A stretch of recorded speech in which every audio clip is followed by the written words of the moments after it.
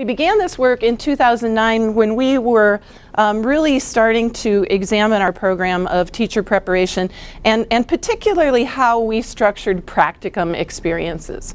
And you know, this traditional model in teacher education is, you know, like, here's a map, you're going to be teaching in Gaston, Indiana, so go drive to Gaston and teach and then come back to campus and we'll talk about how that went for you.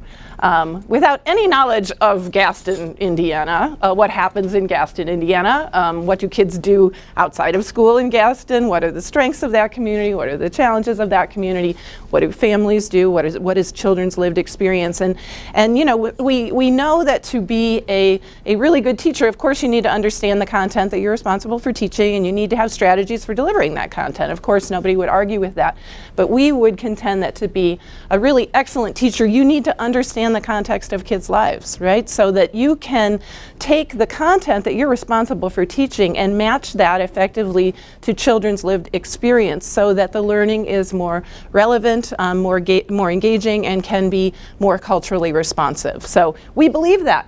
We believe that. And so if we believe that, then we started to look at our program structurally and said, you know, how do we embed that ethic into our program of educator preparation so that our candidates can practice that in preparation so that when they go out into the field, they will know how to do that and they will have had experience toward that end. Oh, thank you. So this is not news for anyone in this room, but you know, critical issues that we are you know, trying to address, obviously increasingly diverse population of children in America's schools.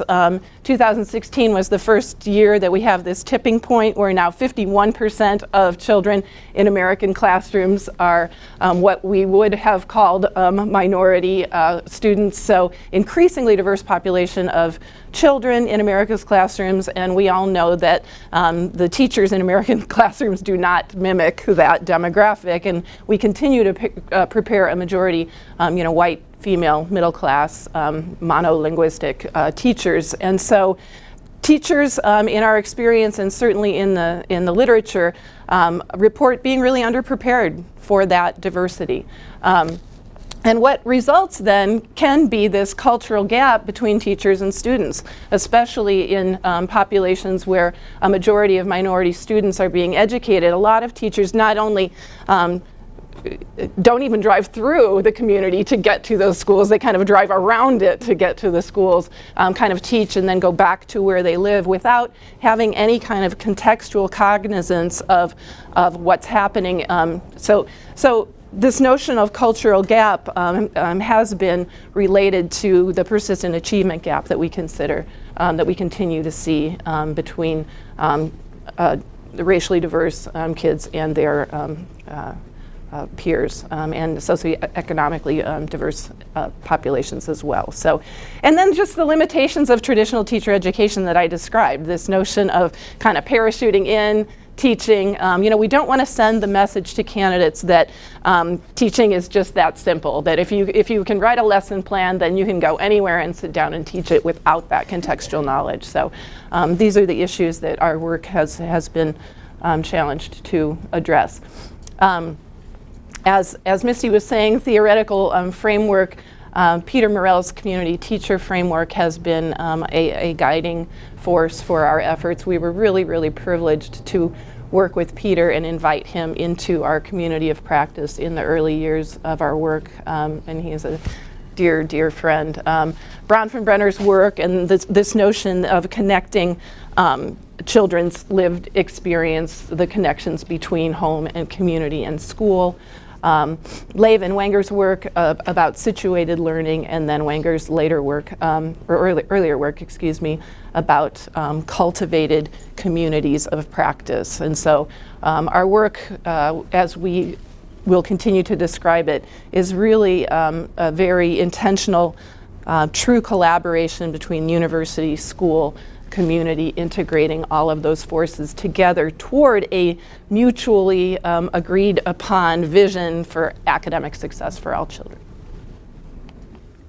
And I think one of the things that as we're talking about traditional teacher education practice, certainly in the 1990s with all the reform efforts and the professional development school movement, we were right on that at Ball State. We have a lot of professional development schools that are still going. We have close relationships with schools, but what we didn't have is that community piece. And we feel like from what we've read and what we've seen, that's the piece that's missing. Even when you have strong university school partnerships, which a lot of places do, they still don't have that community piece, and that was missing for us as well. So just to put our situation in a little bit of context, Muncie, Indiana is about an hour northeast of Indianapolis. It is there are currently about 60,000 people in Muncie, Indiana. 15 years ago when I came to Muncie, there were 90,000 people. So there's been a huge drop in population there because it was an industrial city up until probably the 1970s, 80s, the factories started to close, like many Midwest cities. And so a lot of the population has moved out. Those who couldn't move for a job have stayed. So we have a very high poverty rate, 32% poverty, and 75% of our children in our school district are on free and reduced lunch. In the 1920s, you may know the study by Robert and Helen Lind. They were sociologists. They came to Muncie and did a long study on Muncie as Middletown, USA. They called it Middletown. It's the Middletown Studies. We still have a Middletown Studies Center at Ball State. And they chose Muncie because of it being kind of a typical Midwest industrial town at the time. As you can see here, we've lost about 12,000 jobs just in the past, this is actually maybe 15 years.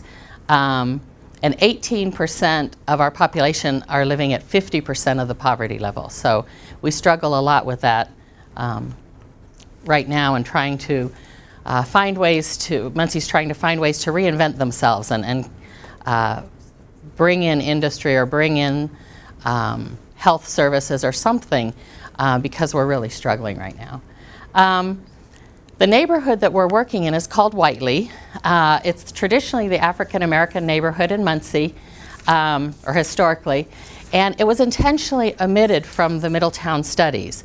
The Linds said they didn't want to confound the variables by including the African American neighborhood. So it was completely left out. In fact, they chose Muncie over South Bend, Indiana, because South Bend had an immigrant population that they thought would be confusing.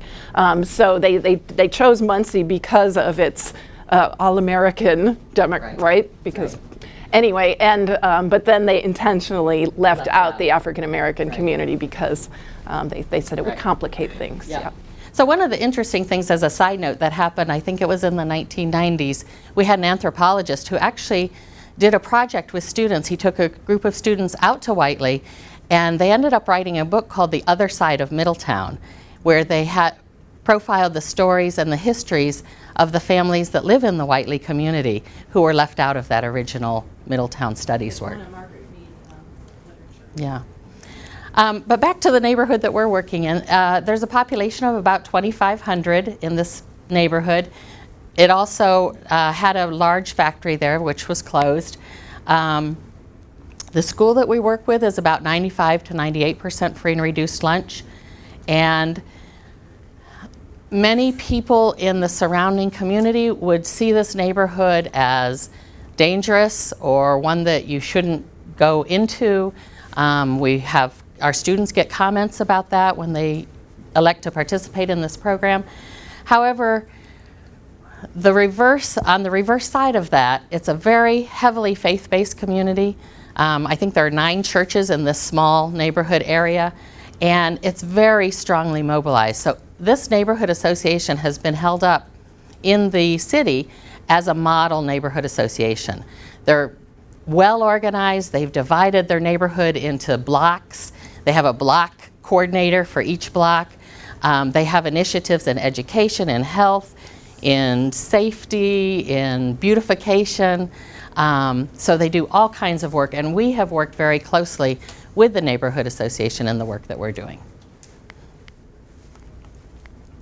When we first started our program, Ball State had a different president at the time, and her big initiative was called Immersive Learning. And Immersive Learning had 7 characteristics, one of which was you needed to connect with the community and work on a community-identified need. And come up with, your students should lead the project and come up with a way to address that community-identified need.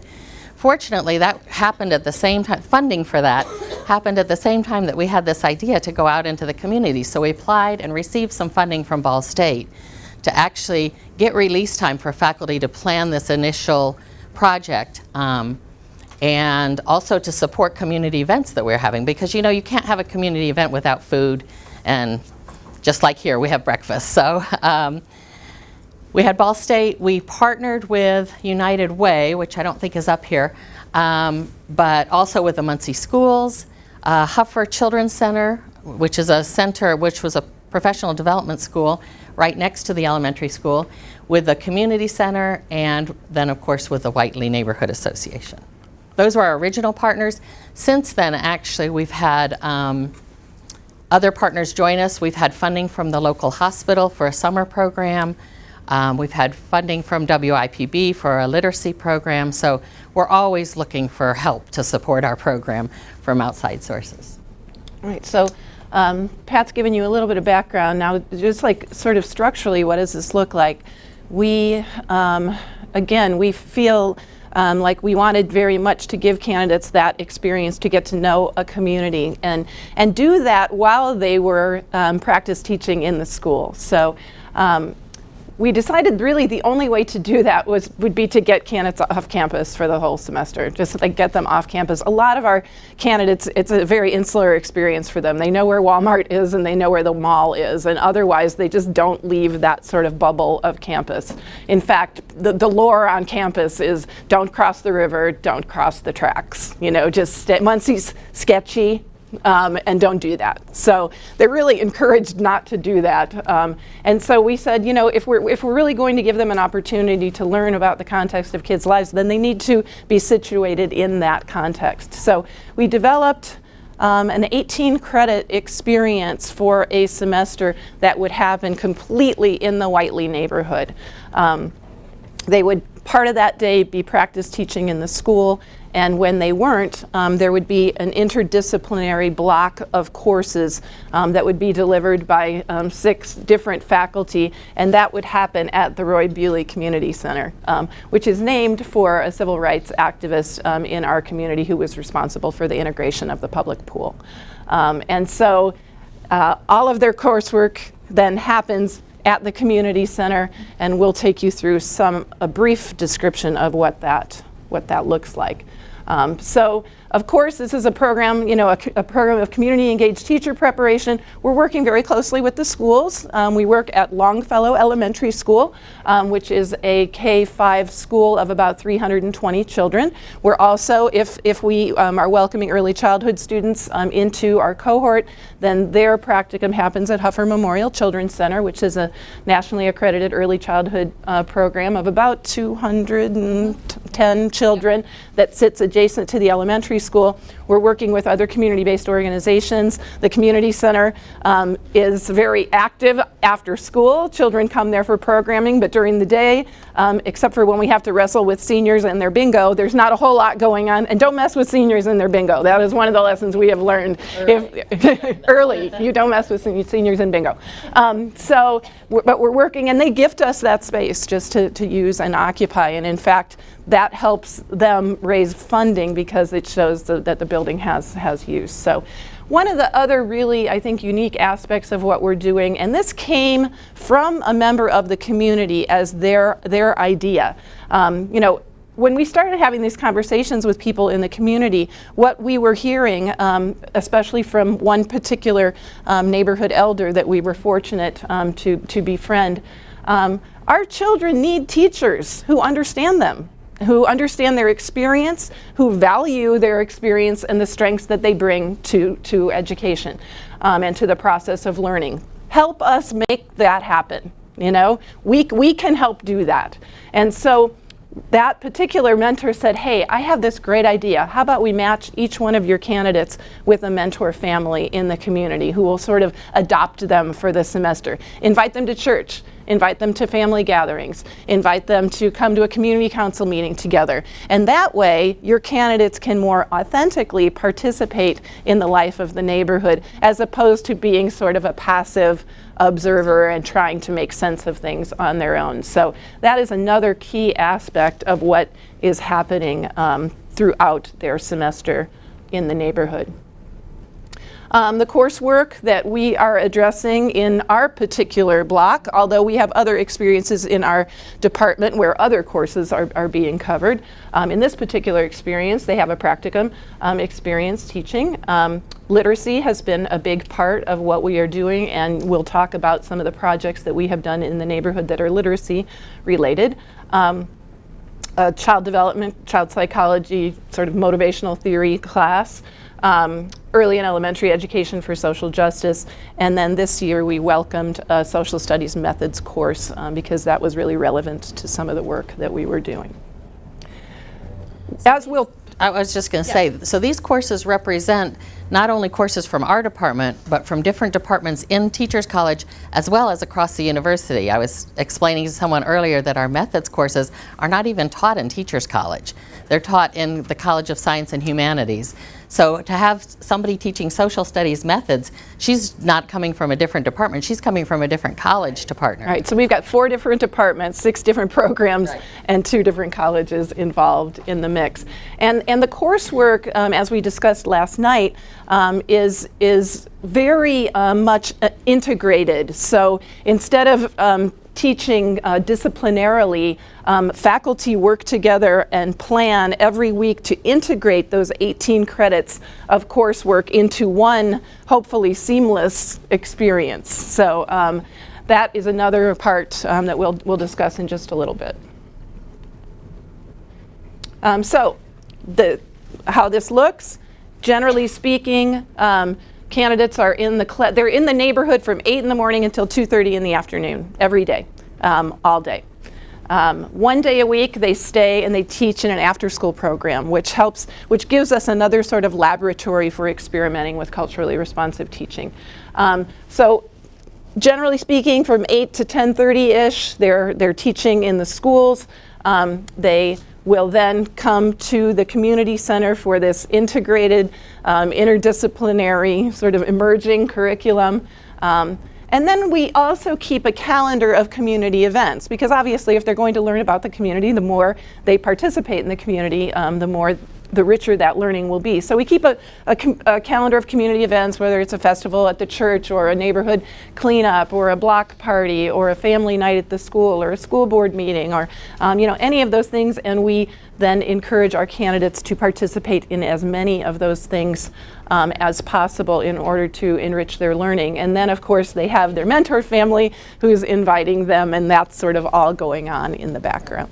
And somebody asked last night about students who are working, and certainly most of our students at Ball State have to work to be able to afford to continue to go to college. So this is a huge commitment for them, from 8 to 2:30 every day, plus 1 afternoon a week, plus community events. So we try to give them, as Eva said, a variety of community events that they can participate in so they can work it around their busy schedules that they already have.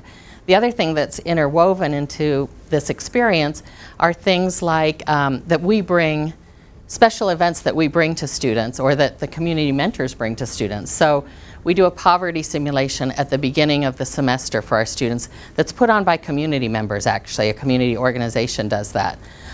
We also have been able to take our students with some of the funding we get to museums or to view a movie with their community mentors or special events like that, where we do it during the time that they're committed to so that everybody can participate and we can bring the community learning in that way. And all of the program faculty are also participating. And I think that's one of the things that we really want to underscore throughout the presentation, the importance of the presence of faculty to help mediate these experiences. I don't think it's uncommon at all in teacher preparation for people to send kids out to do stuff. I think that happens all the time. But whether or not the faculty member is present, you know, they'll ask people to come back and sort of debrief that. But without the faculty having a similar experience, it can be really challenging to mediate those experiences. And a lot of the research that we have read talks about the fact that just sending kids out without that opportunity for mediated reflection can further root stereotypes that they had and actually even increase them, because they don't have a mechanism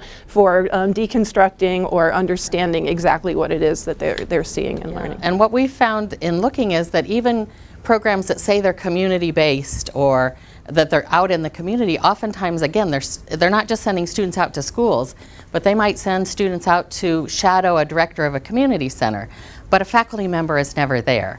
So as the faculty, you don't really know what's happening and what's going on, and the students might bring that back to class, but it's really hard to, we're going to talk more about how students deconstruct their understandings that they come in with and reconstruct new understandings. It's really hard to do that if you as a faculty member don't understand what's happening out in the community. And there's this other crazy thing too, right? So universities are really famous for like coming up with really great ideas that communities need and then like sending kids out to do that without ever having that interaction between members of the community to say, is that even something that you want? Of course, then people don't come, and then we say communities don't care, and then we go back and we never do that again. So we wanted to really, really disrupt that sort of thinking. Even a colleague the other day, who I have a lot of respect for, said, I'm going to be sending my kids out next semester to the Boys and Girls Club. And I said, well, what are they going to be doing? And she said, well, they're going to be helping. And I said, have you met with Micah? And she said, well, who's Micah? Well, Micah's the executive director of the Boys and Girls Club. You know, she had this assumption that it would just be a good idea to just send them all there, 35 of them, that would just show up and without, finding out what the need was. Is this a good idea? Is this something that the Boys and Girls Club wants? And so we do that too. And then candidates end up not having a really great experience. And once again, then they come back, and that further strengthens this deficit orientation that they already had, even if they didn't know that they had it. So we were like, we're not going to do that. We're going to enter this community with a posture of humility. We are going to ask the questions, what does this community need?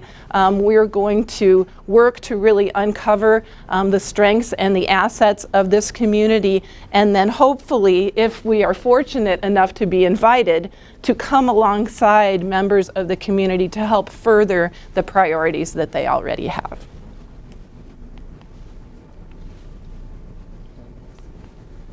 Okay, so just a little bit more about the pedagogy of the program. We've talked about community learning and experiences with community members. Critical service learning, I don't know that we addressed that directly this morning, but one of the most important things I think in the program is that, as Eva said, we come in and we ask, what is it that the community needs? We work very closely with the Whiteley Community Council. I've been on the board until this past year. Eva is on one of the committees of the council. And we do that year-round, whether we're involved in this program for the semester or not. So we have a good sense of what the Community Council wants. Our students attend the meetings of the Community Council, and then we find out with the Community Council and other community members what it is how we can come alongside and assist in the goals of the community. And then always bringing that back and deconstructing those experiences, through the lens of race and power and privilege. Those are amazingly rich experiences for our candidates to authentically participate in community mobilization and revitalization, which is just, as an undergraduate, what a great experience for them to have, further strengthening their view of the community as rich in assets and commitment, conviction. Eva's talked a little bit about the integrated curriculum and how topics are explored thematically across content areas. We have this upcoming semester 6 faculty members working together on this integrated experience. And And rather than come in and just teach a class in isolation, the faculty all work together. They plan every week. They get together and they have a couple hours where it's just planning time for the week coming up. And they talk about what the issues are, what the students' questions are, what themes they want to address. And then each faculty member brings their own expertise to that. So if my area is literacy and we're talking about issues of poverty, then I can address what are the issues unique to children who are growing up in families struggling with poverty in terms of literacy and teaching literacy. If I'm the ed psych person teaching about learning theory and child development, I can address it from that perspective. So it truly is a collaborative effort on the part of all faculty members, and we have from 4 to 6 faculty members each semester working together on this. Yeah, and those planning sessions are really rich. I mean, we all really look forward to them, and they're really dynamic. And so, someone will say, "Oh, wait! I know there's oh yeah, how about this? How about we do this article? Or how about we bring in the mentors this week, and then they can talk about that." So they're really fun. We have like a one Google Doc. We have one syllabus for the entire semester. That is one agreed upon syllabus by all of the program faculty. We've got a Google Doc. We've got one Blackboard site, and we're all kind of in there. Just letting this evolve, responding always to candidates' experience. We'll talk about some of the mediated reflection that we do, but we are keeping our finger on the pulse of what's happening with candidates all the time, and then trying to be responsive. A bunch of people are still asking this question, what can we do to sort of hit that a little bit harder this week, and really brainstorming and coming up with what the plan is for the week ahead. So it truly is not just an integrated curriculum, but an emerging curriculum. It emerges based on the needs of the students, the questions of the students, the interests of the students. Which one of our friends from Moorhead last night pointed out to us is an early childhood approach, and Pat and I both have an early childhood background. We were like, wow, we never really thought of that. So That really fits. And we also had a question last night. We do include the standards in our syllabus, so Yeah. even though there's only one syllabus for the whole experience, we include the learning objectives and the standards that we're meeting. It's off-road, but it's not that off-road, right? Right. Yeah. Okay. So. And someone asked again last night, and I think this is important to reinforce too. We're trying to model for students what we hope that they will enact in terms of their practice with children, in terms of following their lead, being really keyed into their interest and their experience, and then being responsive to that. And at a certain point in the semester, the candidates kind of all of a sudden have this aha moment, and they're like, wait a minute, is that what you were doing? So it's fun. They do get it. Do you want to start? Yeah, so some of opportunities for mediated reflection, and I think Misty was really great about helping us think more about this last night, and how we're giving opportunities to address candidates and their different learning styles, and giving them opportunities to reflect in different ways. So one of the ways that we do that are what we call dialogue journals, and it's in Blackboard, the journal tool in Blackboard, and they are writing and reflecting. It's an open-ended reflection every week about their experience and their understandings and their questions and their concerns and their connections, and then we write back and then say, have you thought about this? Or that's a really interesting question. Here's a website where you might be able to explore that further. And so these are ongoing back and forth personal dialogues between individual students and the collective group of faculty. So generally we have a couple of faculty who are responsible for really doing that, but all faculty are reading the journals and responding as they are compelled to do to offer something that will help further that learning. Once a week we do something that we call Courageous Conversation, based loosely on Singleton and Linton's work, where all of the faculty and all of the candidates come together and sort of tackle the big questions. Sometimes those are a little bit more structured, sometimes they're completely open-ended, sometimes we invite the mentors to come in and have those conversations with us. And sometimes they come from the dialogue journals, because those are private journals. Other students can't see those, although all the faculty can. But sometimes a student will raise an issue in a journal that they might be uncomfortable raising in a large group. So that way one of the professors can say, here's a concern that we've heard about, and we can address it as a group, and they can remain anonymous when that happens. And we really do plan for those courageous conversations as part of faculty planning. Right. You know, what are we going to do this week? What do we need to address? And then we do a couple of other types of reflective work. One we call a conceptual framework. What it is a mind map. We'll show you a couple of examples of those. But starting at the beginning of this semester, we use Prezi as the tool for these. But they'll sort of start with, this is where I'm starting out right now at the beginning of the semester, week 1, in terms of my conceptions of teaching and learning. You know, this is where I'm starting out. And then we ask them to track their learning and their schema, their changing schema, throughout the semester. So it might be by posing questions to themselves and then connecting those questions to a reading over here that they did. And then after they had that reading, all of a sudden they thought differently about what was happening with a child that they'd talked about in their classroom. So they'll draw an arrow sort of back to that, and then that experience they'll connect to something else. But it's this emerging tangled web of my development in terms of how am I taking where I am. A lot of the experiences that our candidates having are really challenging their prior conceptions of the way that they viewed the world. So they have this process of deconstruction that really needs to happen. A lot of periods of disequilibrium where they're just kind of like deer in the headlights. It's like, wait, what?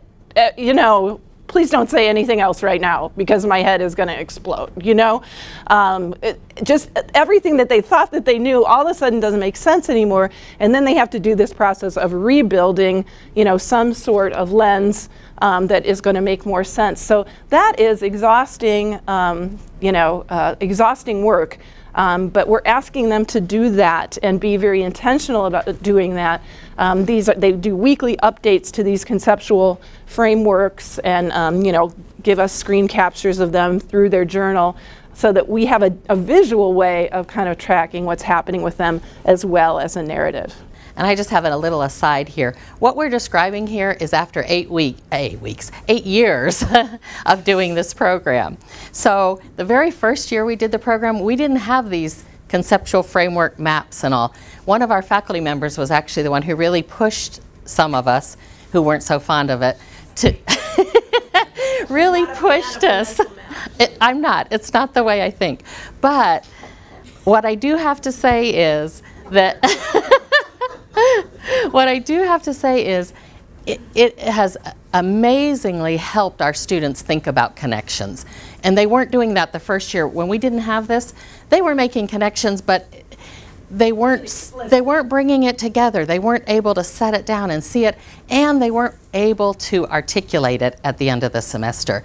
I think what has helped so much with this conceptual framework idea and the mental map idea is that now at the end of the semester, they actually present these and they can explain to faculty how their learning has changed over the course of the semester. So we'll show some examples, but I just wanted to say I do value this for those of you last night who heard I don't. But no, really, I think the real benefit of it is it helps our students really solidify the learning that they're... And to be intentional about making those connections. So, they're always having to think, when I do this reading, it's not just I'm just doing this reading. Exactly. And everything that we do is intentional. Everything that we do is intentional. And so, then they'll say like, okay, how am I connecting that? Always bringing this back to what does this mean for me as a teacher and my students as learners? Yeah, and actually one of the studies, we've been doing a lot of studies on the program, different aspects of it, but one of them really looked at student journals, and the first year they didn't talk about making meaning and connections hardly at all. But in the last year's journals, when they're doing this kind of mapping exercise, they talk about all the connections they're making. Well, I connected this reading to that. So I think it's so important that we've been really intentional about that. I think that's important in any class, but right. I don't think we always do that with students, and sometimes they don't make those connections. Cognitive work is something that we really, really hit hard, and I think has really enriched candidates' experience and their cognizance of what's happening with them. Another thing that we do at the end of the semester are digital community stories. So we ask them to, they've done all this journaling, they have this mind map. How do they distill that learning into the key elements of their learning about the community and turn that into a 2-3 minute iMovie? And what we do then is at the end of the semester we invite all of our mentors and we watch movie after movie, and it really turns into sort of candidates' gift to the neighborhood about what they have learned because of this rich interaction. These are just some photos of some of the things that we've been talking about. This is, at the beginning of the semester, our mentors take us on a walk through the neighborhood. They stopping at points of pride. This is one of our mentors stopping in front of the church and telling candidates about how this okay, so Pat said there were 9 churches in the neighborhood. One is a really large church that's sort of a central hub with a congregation of about 600 people, Union Missionary Baptist Church. It's an amazing facility, but it was built over 10 years because the church didn't want to borrow any money. So we have photographs of, they would build this part and use it until they raised more, and then they would build this part. So she's talking about that process. We'll stop at other churches, we'll stop at the barber shop and go in. We have become a regular sort of fixture in the neighborhood. People know that we're coming, people welcome us.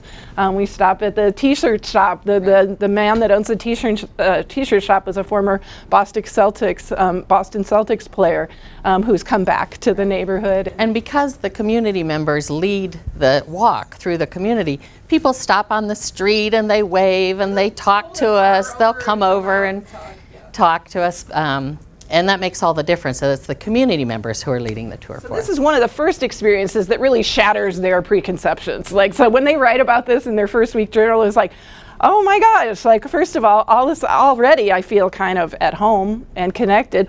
A lot of them say, I know more about this neighborhood now after this walk than I've ever known about where I live, But this notion of hospitality has been very, very huge in acclimating our candidates. And, but we'll stop. There's guys on the corner sitting in the yard playing cards, and we'll stop and talk with them. And our mentors have also said that they've learned a lot about the history of the community by participating in these processes as well. This is one of our mentors showcasing a community garden. That community gardens are a big part of what's happening in the neighborhood right now because of the closure of some local grocery stores. Our candidates and mentors after their walk. We have about 20 candidates each semester, so you can see it's a fairly big group and each candidate has a mentor. We do a lot of eating, a lot of gathering, breakfast, lunch with our mentors to get to know each other, to talk. We all gained what we call the Bewley 10 the first year, so we had to stop driving by the bakery. A courageous conversation where we invited our mentors. This was following an event where we had all gone together. Actually, this beautiful woman, Maud Jennings, said, I would like to gift that we would all go together and see The Butler, the movie The Butler, when it came out.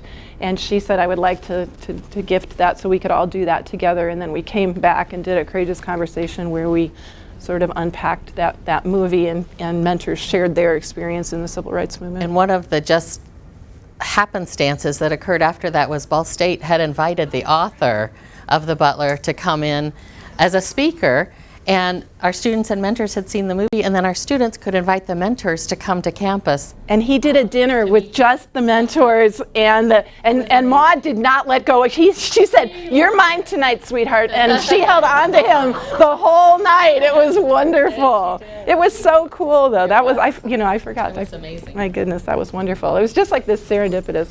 Yep. This is a typical community council meeting where neighbors will gather. There's always a dinner before where candidates can interact with people, and then the council will update the neighborhood on certain metrics and new projects. Sometimes there's smaller subcommittees. This is our candidates working on a particular project we'll tell you more about in just a minute.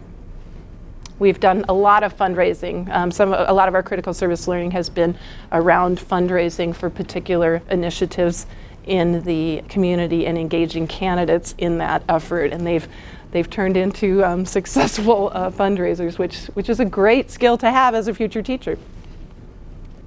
And then, of course, always, always, always bringing this back to what does this mean for you as a teacher? How do you incorporate the learning that you're doing in the community into your teaching in the school to make learning more relevant, more engaging, more culturally responsive? Yeah, we want to talk about the impact the program has had in 3 areas. We want to talk about impact on the community, impact on teacher candidates, and then, of course, bring this back to what does this mean for kids? Because if we're doing all of this and there's no impact on children, then we really need to rethink what's happening.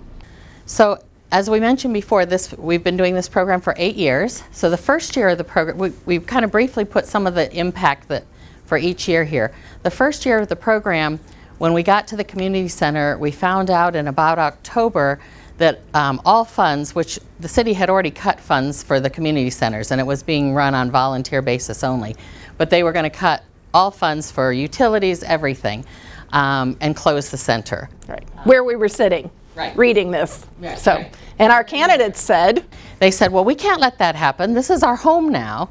And so they came alongside community members to do fundraising. And between October and December, the community, with the help of our students, raised over $100,000 to keep the center open and to hire an executive director. And there still is an executive director at the program now. They've been able to continue to raise funds to support that. it was amazing. It was intense. It was. It was intense. But they were going to the community foundation and help talking, alongside community members, and they were planning fundraising events of their own. We did a community walk where people donated funds. And it that was one of the spontaneous kind of, it just pop-up, happened, yeah. Community events that had an impact, and you'll see there are some others like that. Others were a bit more intentional. So one of our initial partners was United Way, and they had come to us and they said, we really want to do something in the Whiteley neighborhood, but we don't want to come in and pretend we know what to do. So could you help us figure out what the needs are? So we held an event that first year. We called it Mom's Night Out, and we tried to get out the invitations to as many people as we could in the neighborhood to say moms could come, they could bring their kids. There are 2 rooms in the community center, a gymnasium, like a basketball court, and a classroom. That's smaller than this room. Oh, much, like half the size of this room. And so we were going to have the moms in the gym because we had Olive Garden catered the meal, we had somebody doing massages, somebody doing nails, we had jewelry making, we had a raffle. We had a smoothie guy. A smoothie guy. It was great. And then the kids were going to be in the classroom, and we had centers set up. Our students organized this whole thing. And it was somebody's idea that it should go from 5 until 8 in the evening. I don't know whose idea that was, Because but anyway. Pat thought people would come and go, and yeah. Would come and go, and they might not be able to get there till 6 or 6:30, so we wanted to keep it open late enough. Eve and I were just hoping that maybe 5 to 10 families would come. We just thought they've done so much work. They had these baskets for door prizes, and we thought, oh, they've done a lot of work. We really hope at least 5 people will come. They can have a conversation. And so we were hoping it'd be a fun event, but also we were going to collect information, because to be entered into the raffle, you had to complete a survey about what would you say, this was for the moms, were the needs for you and your children in this community. We also had our candidates join the moms at tables while they were eating and talk to them about that too. So at about 5:15, nobody had come. And Eve and I are just saying, oh, who could we call and tell them to come? Because we don't want our students to be so disappointed. About 5:30, we had maybe 5 or 6 families come. And so we were really happy. We thought, this is perfect. We'll get started, at least our students will know, and we can tell them, you got to appreciate your first efforts, and then each year you can build a little bit. And then more people started pulling up, and then more people. And what we found out was that people, once they got there, they were calling all their friends and telling them to come, right? So all of a sudden, we had 75 moms and 150 children in this space. Oh my gosh. So the candidates had for 3 hours, okay? I mean, we had babies and 11-year-olds, and the activities lasted 15 minutes, and we were telling Misty and Jessica by the end, we had face painting planned. By the end, we were sitting there and the kids were painting our faces and drawing all over our bodies. Oh my gosh. It was so crazy. And we thought the only reason nobody got hurt in that room Nobody could move. is because you couldn't move. Oh my God, Once they you had got in there were so many people. every board game, all the Monopoly houses and the money. I don't even know what they were doing. They were making up games, and it was. Moms loved it, and they were in the big gymnasium. They had plenty of room. They were relaxing. I was like trying to clean. I had been in the kids' room the whole night. I had to get out, so I got out, and I thought I'll just make myself useful, pick up some things on the tables and all. And this mom says, "You said we could stay till 8 o'clock." And I said, you can. I'm just trying to help clear your place here." So, I thought that one mom was going to have her baby. yes, oh geez. It was crazy, but it was such a successful night because what we found out from the surveys that we did and the discussions were that the moms said our children need something to do after school, something to do on Saturdays, and something to do in the summer that doesn't cost a lot of money, that we can afford, and that will help our students be excellent in school and get some extra activities that they wouldn't otherwise have. And so we had then identified need from the family. And they said, you know, this is a community that values education, which again is something that really counters what our candidates' prior conception would be of a poor community, thanks to some authors that perpetuate those types of things. We know who I'm talking about. So, So not too long after that, we got a message from our United Way, came across and said, "I found this after school program grant, and you can do Saturday school and summer school too." And we're like, whoa, this is great, because we asked people what they wanted, so we better do something. Indiana Department of Education, 21st Century Community Learning Center Fund, out of school opportunities for low-income children based on community identified need.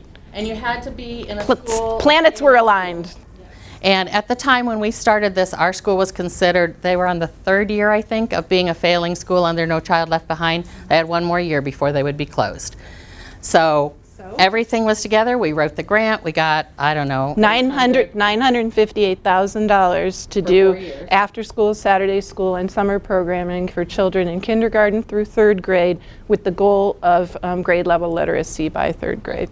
And so that kind of drove some of what we did the next few years with our candidates, because that first year they developed the curriculum for the Saturday school. And our children would come. We had field trips every Saturday. They came back and did experiences, activities. And so that was part of what our students, their community project was for the next year, and it followed through after that. Most important thing that we did with that project is hire a member of the community to direct the project. So it still, I think we're in our 7th year of that project, program right now, and I think the measure of success that I hold the highest is that people don't know that's a Ball State thing. That just belongs to the community. So. And quickly, the next couple of years, we did, one year the teachers came to us and said, we want to know how to write grants so we can get small grants for things we want to do in the school. So Eva and I did a grant workshop, and we paired our students with a teacher so that our students could help write the grants, because the teachers don't have time to do that. So they would search together, find the grants, and then our students followed up to actually write the grants with teacher input. For a number of things. One of the biggest grants that we were able to get was for a shared school community wellness trail at the school that we're working with, from the Community Foundation, and that was built over the next year or so. Yeah, and then the next year, candidates then launched this walking club launched a walking club before school, so members of the community would come and walk with the children before school. It's really, kids about school. really beautiful. It was really wonderful. Yeah, but in that project, our candidates were contacting landscape architects to make the plans, and they were out measuring the space, and teachers, right? It was really And interesting. again, that just came out of what the school and the community needed. In 2012, we did something called, we call it a Books Like Me literacy event, where we asked community members to come in, look at a collection of books that our students had found. Their assignment was to find award-winning African American children's literature. And so they got over 100 books on their list. They culled it down to about 60 that they could get and actually bring to the event. They did book talks. They had community members look at the books, and everybody got to vote at the end on their favorite books. So they had little stickers that they put on the books. we ended up with a collection of 20 books selected by community members, which we were then, through a grant, able to purchase for the school, the early childhood center, the community center, the church, the after-school program. So wherever children were going during their day, they would see this collection of books that had been selected for them by the community. We have a great video detailing that event that is going to be up on our website soon. If you would like to see the people that were here last night saw that, you could article in the in your packet. Yeah, that lists the books actually. So, I'm not going to spend. Yeah, people that were here last night heard this story. I'll just tell it really briefly. In 2013, we started a project with Schaefer Chapel African Methodist Episcopal Church. Sits in the middle of the Whiteley neighborhood. It's on the Indiana Registry of Historic Places because of its affiliation with the last documented lynching in the northern states, which happened in Marion, Indiana, which is just north of Muncie. The pastor of the church was a mortician also. He drove to Marion, retrieved the bodies, brought them back for Christian burial. The KKK was going to grab them from the chapel, drag them through the church. Members of the neighborhood held an all-night vigil to protect that process. So really important structure in the neighborhood, gives an identity to the community of who they are and what they do. So 2013, the steps are crumbling of the chapel, and the people in the community said this is too important of a landmark in our neighborhood to let this go. And then, so it became a priority for the community council to raise funds to restore the chapel. So we got to come alongside and help raise $77,000 to replace the front steps and do some landscaping and other repair. We had a wonderful celebration. Everybody said, oh my God, this chapel looks so beautiful. And then people in the neighborhood said, these stories are really important for us to keep alive. Our kids need to know these stories. This is just one story. The neighborhood has a history of mobilizing for positive change. Can you help us make a museum to tell these stories? And we said, okay. And so then we had history days where neighbors brought in their photo albums and artifacts, and together with members of the community and candidates, we devised a way to structure this information so that there could be a community civil rights history museum. 2015, we continued with work around literacy. We developed a network of free little libraries stocked with culturally responsive, high quality children's literature. 2016, again, we've been able to do civil rights units that our candidates plan, using the museum as a resource. We did some more work with diverse books. Scholastic now has a We Need Diverse Books flyer. They still will not budge on doing that as a book fair, so we bought all of the books and let people order them, raised a lot of bonus points. We asked kids to pick their favorite books, their wish list for their classroom, and then we were able to gift about $150 worth of books to every classroom in the elementary school to increase the diversity. And again, candidates drove that project. I think you can see there are multiple outcomes for the community each year. So some of those are planned, somewhat semi-planned ahead of time, and other ones emerge as we're there. There's the celebration, there's the museum. And you've got in your folder, there's a flyer about the museum and the history of the chapel. We added an augmented reality feature where now if the program will recognize the image and a community member telling the story will come up. So there's an oral history feature. We've had we've tried to work with Scholastic to do book fairs. That hasn't worked out. We are continuing to work with Scholastic on that, but we've had our own multicultural book fairs because families in the neighborhood have told us we can't access these books. So as a birthday party for the Free Little Library. All right, and so we also wanted to talk about impact on P5 student learning. We didn't have a chance to do this last night. So when we started let me back up. In Indiana, our standardized state test is called ISTEP. So when we started in 2009 with Longfellow Elementary School, as I mentioned, they were in their fourth year, fourth year of being a failing school under No Child Left Behind. Their pass rate on the state standardized test was about 30%. Even though they had the highest attendance rate in the state of Indiana, which was 98%. So this, again, our candidates were saying, I don't understand. If they're there at school all day, then how come, We actually had a candidate ask that. Yeah. She said, if everybody's here all day, every day, how come they're not passing the state test? So this is the state pass rate at the time, and this is the Longfellow Elementary School where we were, 2009. We have data up through 2014. We've had some problems with our state test, and so we don't have good data from last year. They kind of threw it out. But you can see over the years, between 2009 and 2010, it wasn't just that we were in the community. The school got a new principal. And we worked very closely with her. We partnered with her. She was an amazing person who really helped turn around the school.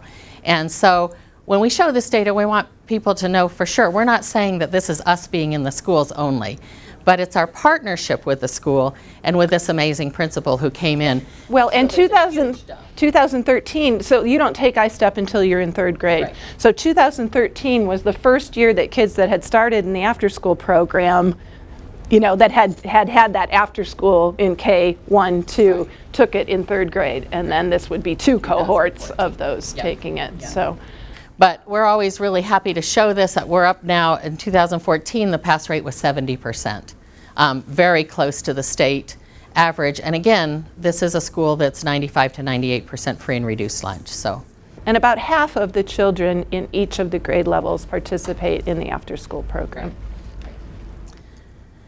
So the other test that our students in Indiana now have to take is also called iRead, and they take this at 3rd grade. If they don't pass iRead, they don't pass to 4th grade in Indiana. So it's very high stakes.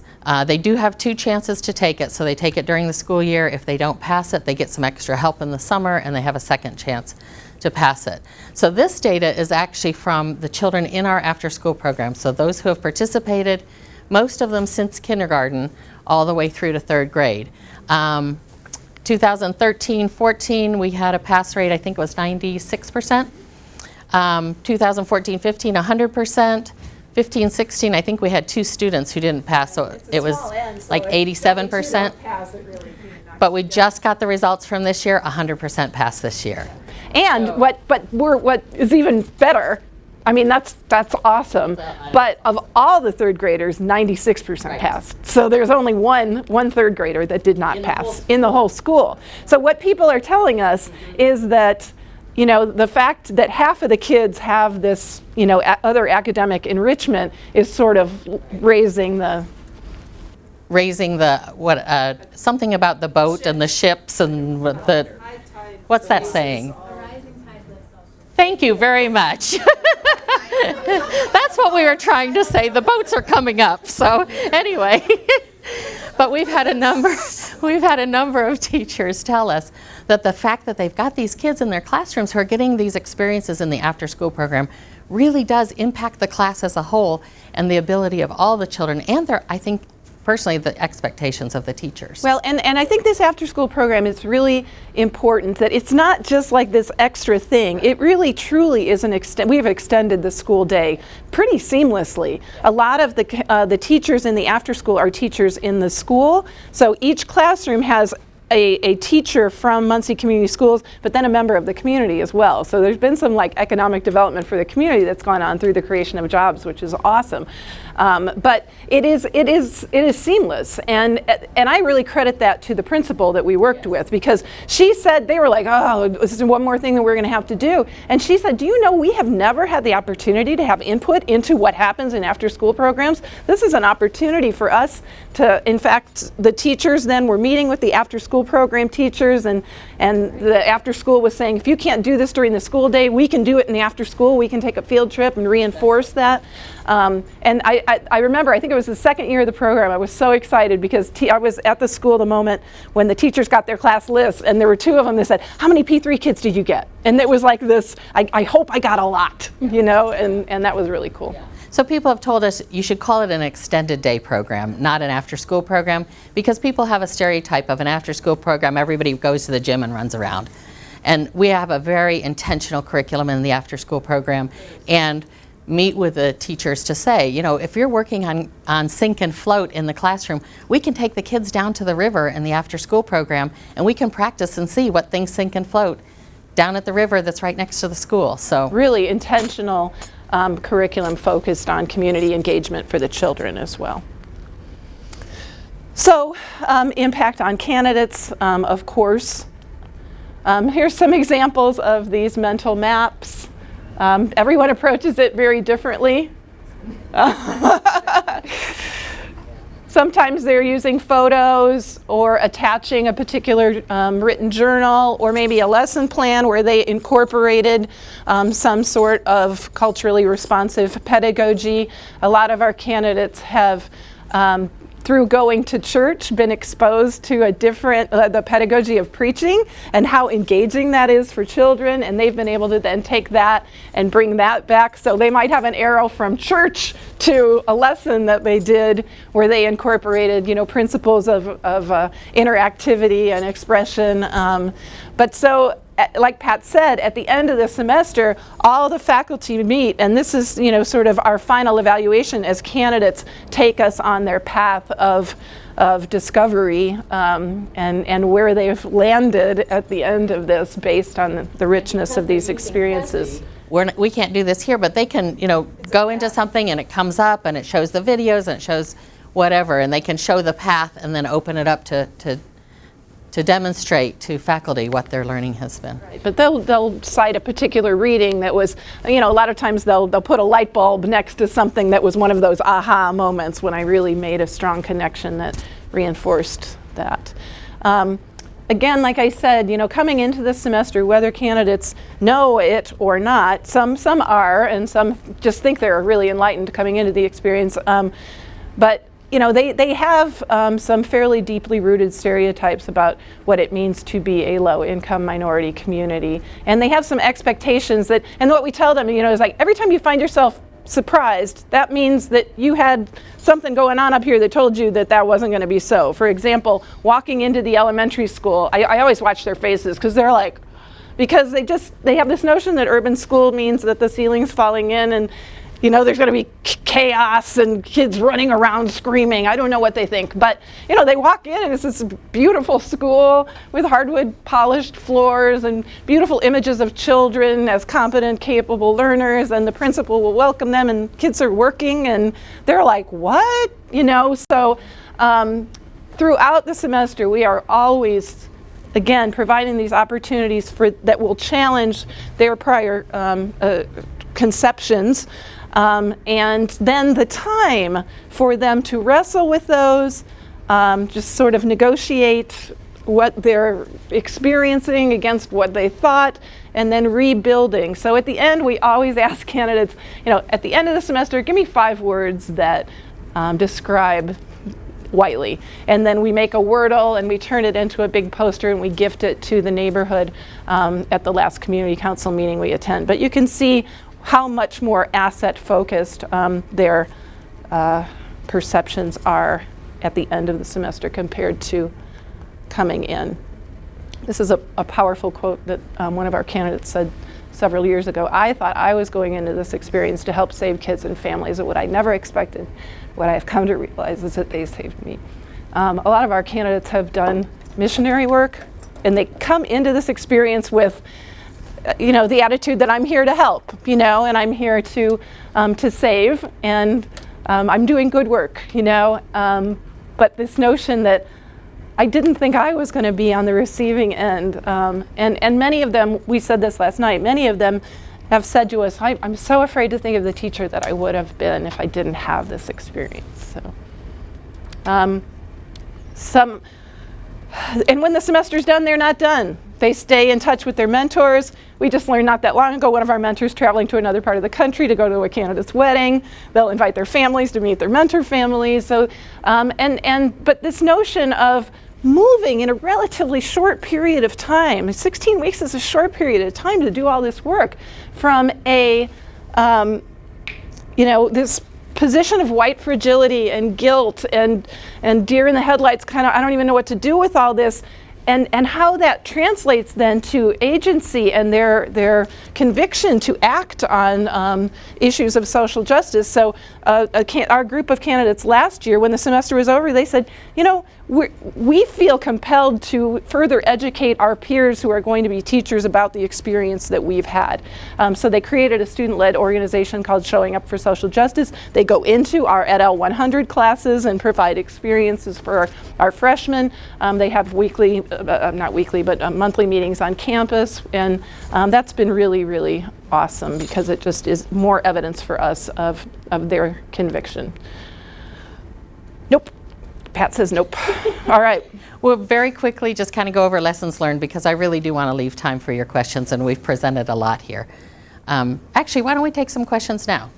Is that okay? And then we can come to lessons learned?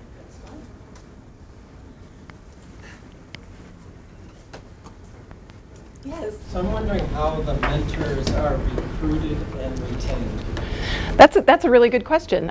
So it was the idea of a community member, like I said, for that. And so I think she was first recruited. Right. And they really come from the community council, although the church is as well.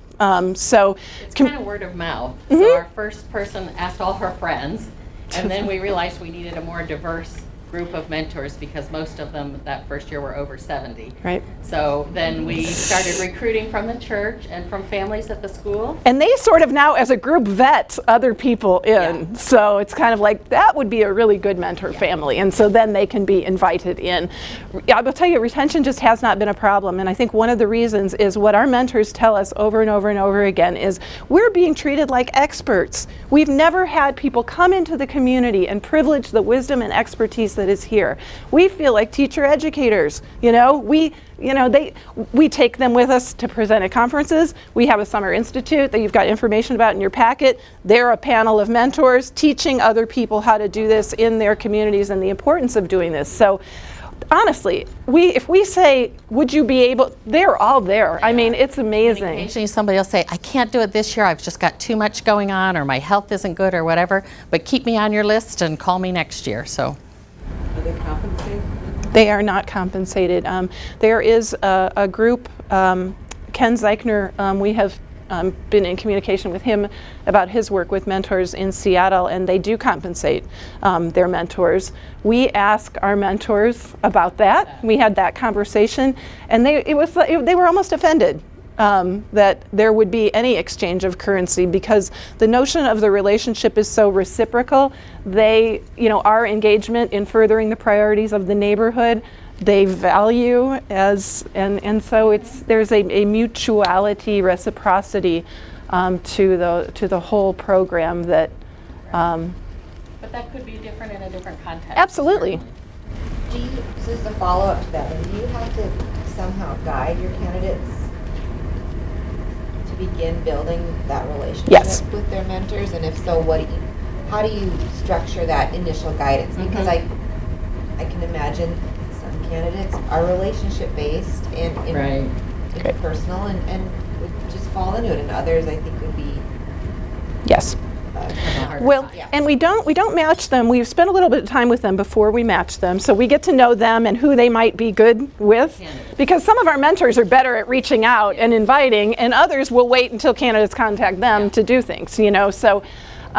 But that community walk is our first chance, so they walk with their mentor, with everybody, and that's a long walk. It is. It's a couple hours walk, so they get to talk, they get to meet each other, and then we structure quite a few experiences, whether they're lunches or breakfasts, where they can start to develop those relationships within the safety of, everybody. So by the first time somebody says, do you want to go to church? I already know them, and I have somewhat of a beginning relationship with them. We've had candidates, though, that, oh my goodness, Jacob and Grace. Yeah. Our mentor family was like, oh my gosh, we actually feel like we adopted 2 kids because they were like, we're having family game night, and they were like, can we come? And they were like, okay, so they were just like in their home all the time. Alicia was teaching them how to fry chicken and do all kinds of stuff. So they were in church every week. I felt like they wanted to go on their family vacation with them, but they. Who got married to somebody she met at church. So. That's right. Yeah, one of our candidates. That was community engaged. Get it? Yeah, she got community engaged. Yeah. But that is a good question, and initially we sometimes would When we had breakfasts or lunches with the mentors, we'd type out some questions for our candidates. Say, ask your mentors about this, ask them about that. And we did the same for the mentors. Well, the mentors didn't need it. They are fine, they know what to ask, they know how to engage the students. But sometimes still, I think the students, it helps them a little bit to say, ask your mentors about when they were a child, did they live here in the neighborhood? What was it like? Things like that. Sometimes helps them get the conversation going. And if we need to, we can kind of help scaffold those relationships. But I think the intentional matching of what we know about candidates in that we get to know them fairly well that first week because we go to a place called Camp Adventure, which is a community school supported outdoor team building place. And you learn a whole lot about people really quickly when you go through that team building kind of exercise. Yeah, when they're all blindfolded and have to figure out how to line up by birthdays without talking. So that helps us pair them up then, with some of the mentors and make sure that those who are a little bit shyer, more reserved, are paired with a mentor who will kind of draw them out. Yeah, the other thing is we're not out in the school until the 4th week, so we spend 3 weeks just really figuring out where are we and what, getting a really strong foundation. So, yes. Do all of the teacher candidates, undergrads, do this program, or is this just a select group? This is a select group. We actually do interview students for the group. So that's another thing, they have to have a certain grade point average to even participate. They're accepted as a teacher ed curriculum at this point.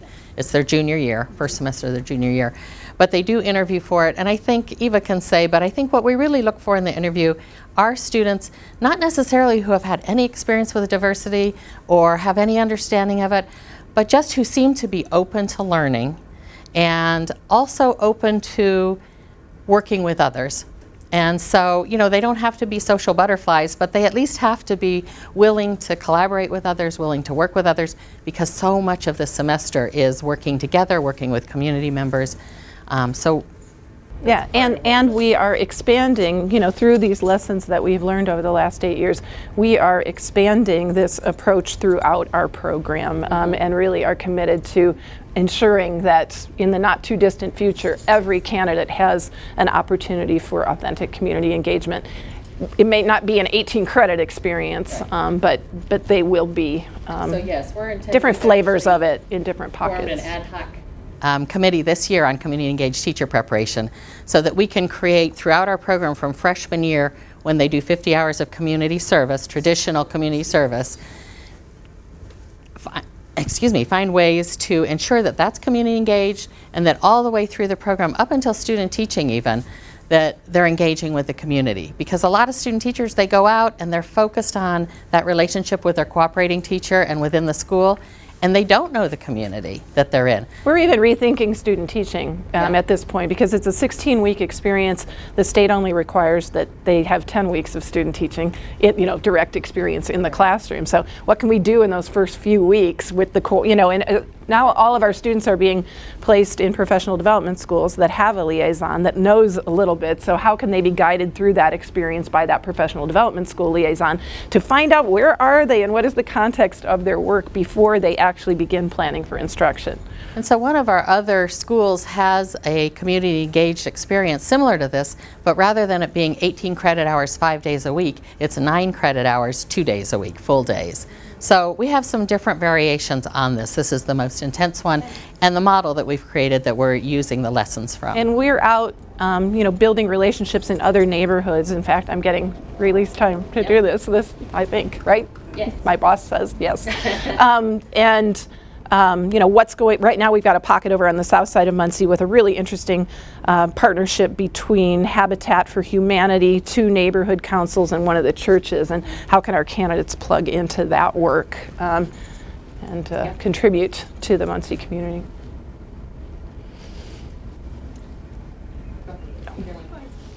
This is kind of a quick question. You mentioned faculty coming from other schools, and I saw like social studies faculty coming from history, I assume. Correct. But I'm wondering, that's pretty typical for secondary, but not as typical for elementary. Right. So the elementary teacher education folks are in. Yes. Their content area, yeah. It's It's not our favorite. It's not our favorite thing, but that's the way it is right now. We were able to hook English back in. Yeah, we actually brought all the children's literature and language arts courses to our department. They used to be in English, and we taught just reading by itself. And we felt strongly that reading, language arts, and children's literature should be integrated, and we were able to bring those courses over from English, but we haven't tackled social studies, science, and math yet. Other questions? I'm just wondering how you even, so when I think about teacher preparation with social justice aims, recognizing that there's a reason we need justice, right? So I'm thinking about the community walk that you start with. You stop at this church and talk about how they built it in stages. So is there a component of either the community mentors teaching this, or you all integrating this back at campus, where you talk about like things like the structural Yes. reasons for that? Absolutely. So, So- predatory lending practice. Absolutely. Absolutely. In fact, we watch The House We Live In. Is that what it's called? Do you know this? But we spent a lot of time foundationally talking about issues of equity, and why things are the way that they are. And again, that's all brand new learning for candidates. Is it in advance, or are you weaving that in? Weaving it in, always weaving it in, always weaving it in, always connecting it to a particular experience. Always, yeah. It really Congratulations on your work and on your book. Thank you. I was able to finish it yesterday. It's very impressive. Thank you. And I was, earlier in my life, I was the dean of Ball State University, and Whitey was invisible. Totally invisible. I thought. You were a dean at Ball State University? Founding dean of University College. Really? Wow, that's So cool. I really like this, but in your book you mention how the students have to become somewhat acquainted with racism, privilege, power, etc.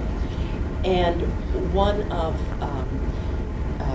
the things my group is struggling with here is that American public education basically was built by white people for white people to teach white culture and knowledge. Yes.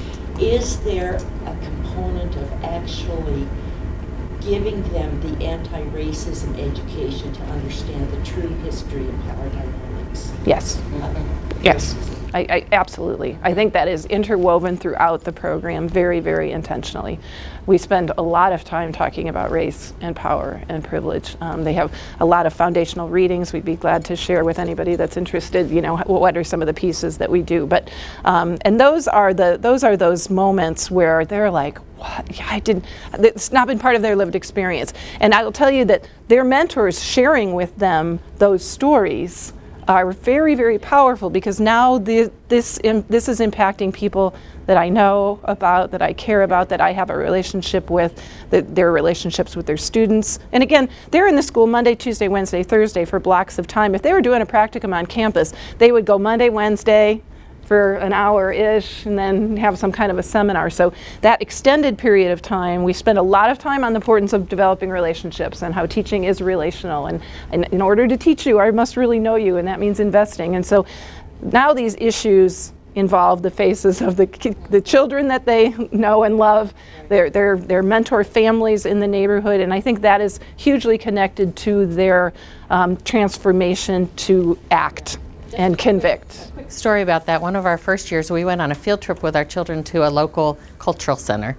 If you're from Muncie, you probably know what I'm talking about.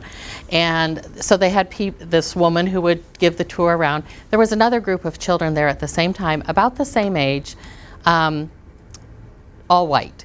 And the person did her thing with those kids and then came over and started to talk to our children.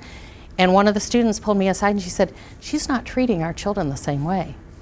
And for her to notice that, that gets me choked up. For her to notice that, I don't think she would have noticed that without being in this program. And she said, I think we should say something, because she's treating our children differently. And our kids are sitting on the ground listening to her perfectly. And she didn't say those same things to the other children when she No, but even that year we went out to Camp Adventure and somebody said, "Oh, I've had kids from that school. We all know what that's like." And they were like, "What do I mean, so they're outraged." Right. But one of the things that they say is that I've probably been hearing those things all the time, but something about my lens has shifted, and now it's like, how could have I never known that? And they're compelled to act. Yeah. So developing the skill and the will. What's that? Yes. Do they get any training on how to confront it or disrupt it? Yes. Yes, we talk about that all the time. Courageous Conversations, a time to do that, yeah. That was published in Teaching Tolerance. So there's a great story in there about a teacher who did disrupt it, and she says, had I not been through this program, I think I would have just said to the kids, well, I guess that's just how it is. So take a chance to look at that article. It's a great story. Are you thinking something particular in terms of the skills to disrupt? Like, what kinds of things would you name as skills? Part of what we teach is the linguistic patterns that you can use to engage someone without making their defenses go up. So they'll see the house of cards nature of their mental construct themselves, and then begin to give up their certainty. We've used that suite of tools with Speak Up from Teaching Tolerance, which has been Sleight of mouth. right, and practice those things, with each other. Yeah. Those are helpful. Thought someone else had a, yes. It's clear that this is a very intensive one semester. What happens? How does this go across other semesters? I understand the complexity of having methods outside the department. But how is this woven so it permeates not only your teacher ed, but even potentially into your master's programs, or, where are the tentacles going? That's a good question. And we're trying very intentionally to get it to permeate through the undergraduate program so that all our students are getting this, not maybe this exact experience, but this type of community engaged experience where they understand the importance of knowing the community and the families and children. When you ask about graduate programs, that's interesting because I don't think we have been maybe as intentional about that. We have a required graduate course for our master's program and doctoral program in education in a diverse society, I think it's called. And interestingly, when I was teaching the class, it was online, but I was teaching the class, and one of the students said that he works in an Indianapolis school, and they always struggle with losing teachers. The teachers come in, they don't know what to do, and they're gone the next year, they're not underprepared. And so I was telling him about this assigning mentors to our students.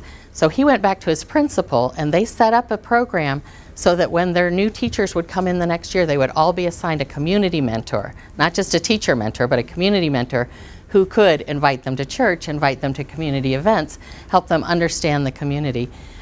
So I think through that required course, we've done a little bit, but definitely not as much as we have at the undergrad. Earlier, I think we talked about this last night too, but earlier in the program we have two courses. One is a family and community engagement course, and one is an early and elementary education for social justice course. And those are, actually one of those is being taught by someone who we hired to be the program director, and then she then got tuition remission at Ball State, finished her master's, and now she's teaching in our program. And so she's teaching that community engagement class, and those are sort of igniting this, interest in furthering this work, and they're acting as feeder programs, as students come to us for more.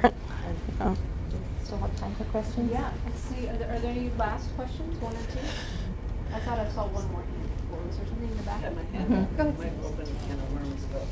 Oh, well, go ahead. I've been really interested in working in my own work on emotion in education in classrooms. And I've been working on it very different ways than the SEL work and the socio-emotional learning work. And I'm just wondering if SEL, which is kind of, spreading across the country like wildfire, it has been part of what has been happening in the school that you're in and the community that you're in. Because I think it that's has a big, implications for yeah. what we call classroom management. And I think it trains, it's like about training kids to be, to manage emotion for success, which usually means to be comfortable in middle class and accepted and recognized as middle class and white. Right. Yeah, so our work with the school, it is a professional development school. I'm the professional development, it just became a professional development school. And so I'm now the liaison. And our professional development work with the school has been an interesting trajectory. Our first year out, we just thought, like, this is going to be great. We're going to have these discussions with teachers. We're going to give them this stuff. It's going to be wonderful. And it was too quick. We didn't have that relationship yet. I think we're at a really interesting juncture. Like I just told Pat, I just feel like right now they are bought into me as being like, okay, and someone that they can trust. I'm not trying to impose my agenda, because the stigma is those are people at the university, they don't know anything about working in a classroom. They think they can tell students what to do, but they don't really know what my life is like. So through some of these experiences, now we've been able to gift these collections of really rich multicultural. Now we're going to be doing that community walk with teachers in the elementary school in the fall as part of their orientation to their work. And so that after-school program has been quite wonderful also, because some of the strategies that people are using in the after-school program, in which kids are being very, very successful, now the teachers of the school are starting to see some of their trouble kids as very competent and capable, and now some of those pedagogies are making their way. But it's this sort of backdoor professional development. This year, I'm helping connect them with a specialist at the university on issues of trauma, which they really, really want to address. I think they have come to the realization that you cannot punish the trauma out of kids. That is not a strategy that is typically, going to really work. Some work on mindfulness and some things that words I've not heard, before. And so it's going to be a journey, but we are really starting to, I think, be able to have some really positive collaboration at that level. Last question.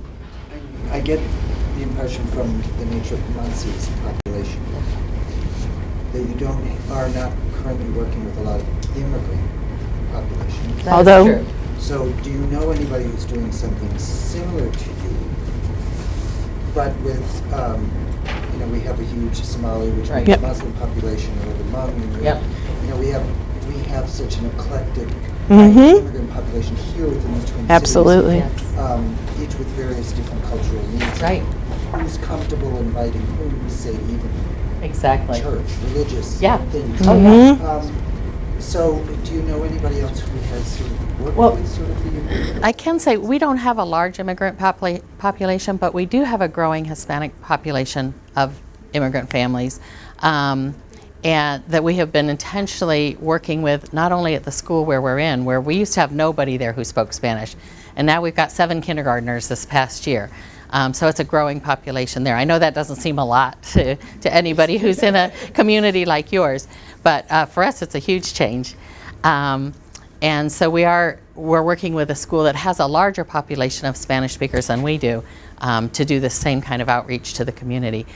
I don't know of another. Do you know of another program that's? I could connect you with a couple of pieces that I've read about people that are the one that we just read that came out that she's doing work in Chicago with a Native population, and a Robert Lee is reservation. working in Robert Chicago. Lee is working also in Chicago, and that's a primarily Right. Spanish speaking. So Yeah. I certainly we'll exchange. I'll give you my card, and you can send me a note, and I can send you because it's not common for people to be doing teacher ed in this way, but what we've worked really hard to do is to reach out to pockets of people where some flavor of this kind of work is going on. And you have a brochure in your folder that is our newly founded Alliance for Community Engaged Teacher Preparation, where we're trying to connect a community of scholars who are committed to this ethic in teacher preparation and to grow that movement. Right. And you also have a brochure for the Summer Institute. So we get people coming from all over the country to our Summer Institute. This is the 3rd year. And everybody's working with a different population. Some are working on a Native American reservation, some are working in inner city, some are working in very rural areas. So when people come in to talk about this, I think what we try to emphasize is that the understandings and the approaches are similar. Your context will make it specific. So there may be language barriers that we don't encounter. Or there may be some different cultural issues that arise, but the attitude of going in with a sense of humility to the community, of finding someone in the community. Would you these lessons learned, which I don't know, do we have 2 minutes real quickly, or do we need to stop? Just put them up.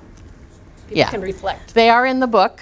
So these are the lessons learned that we put at the end of the book. But I think what we tried to do here was say that the approach and the things that matter, the relationships, that it takes time to build those relationships, and honoring the local wisdom and expertise are the same no matter what community you're going into. That those precepts are the same kinds of things. That you have to agree on the vision, you and the community that you're working with. You have to come back. That was the biggest thing we heard was too often the university comes in, they do something for a semester, the report's put on a shelf, we don't see them again. Because the students change. You know, each semester they move on. But the faculty, the university faculty have to come back. They have to be there. And then, of course, having supportive school district administration as well as the university support for this kind of work, which we haven't had a chance to really talk about, but is important. We'll be here from 11 to 12. Yeah, so if people are staying, we can talk more. Well, let us please give a rounding sound of applause.